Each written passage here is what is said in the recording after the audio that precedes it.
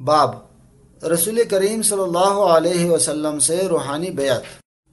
سوال: آپ نے کہیں ذکر کیا ہے کہ ابتدائی منازل سلوک طے کرانے کے بعد ہمارے سلسلہ میں نبی اکرم صلی اللہ علیہ وسلم سے روحانی بیعت کراتے ہیں، کیا اس کا ثبوت متقدمین صوفیاء میں بھی ملتا ہے؟ الجواب: علامہ ابن حجر نے فرمایا: وقال تاج ابن عطاء اللہ عن شیخہ العارف الکامل ابن عباس المرسی صافحت رسول اللہ صلی اللہ علیہ وسلم بکفی ہذہ۔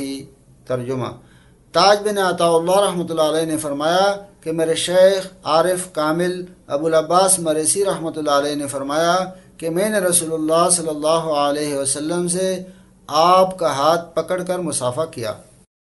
وقال علی وفا رحمہ اللہ: فرأیت النبی صلی اللہ علیہ وسلم قبالۃ وجہی فعانقنی فقال واما بنعمت ربک فحدث۔ ترجمہ: اور عارف علی وفا رحمہ اللہ نے فرمایا کہ میں نے رسول کریم صلی اللہ علیہ وسلم کو رو برو دیکھا، پھر آپ نے میرے ساتھ معانقہ فرمایا، پھر فرمایا اللہ تعالیٰ کی نعمت بیان کر۔ ترجمہ ختم ہوا۔ از شیخ ابو المسعود آوردہ کہ مصافحہ میں کرد حضرت صلی اللہ علیہ وسلم را بعد ہر نماز۔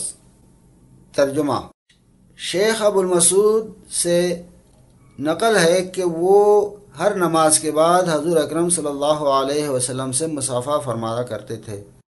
اور آخر میں امام الہند شاہ ولی اللہ رحمۃ اللہ علیہ کی زبانی تفصیل سنیے: چوں ای معرفت جلیلہ بخاطر جا گرفت، حضرت صلی اللہ علیہ وسلم تبسم کنا سر از جیب مراقبہ بیرون آوردند و دو دست خویش برداشتند و اشارات فرمودند بیعت و مصافحہ۔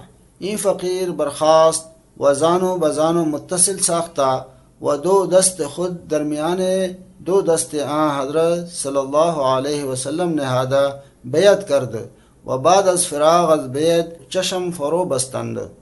ترجمہ: جب یہ معرفت میرے دل میں جاگزی ہوئی، حضور اکرم صلی اللہ علیہ وسلم نے مسکراتے ہوئے مراقبہ سے سر مبارک اٹھایا اور اپنے دونوں مبارک ہاتھوں سے میری طرف مصافحہ اور بیعت کا اشارہ فرمایا۔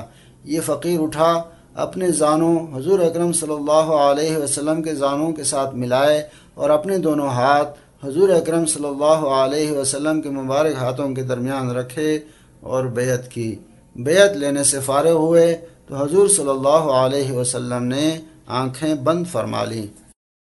اگر آپ نے ابھی تک ہمارا چینل سبسکرائب نہیں کیا تو ابھی سبسکرائب کریں اور بیل آئیکن کو کلک کر کے ہماری لیٹسٹ ویڈیوز کے بارے میں اپڈیٹ جانیں۔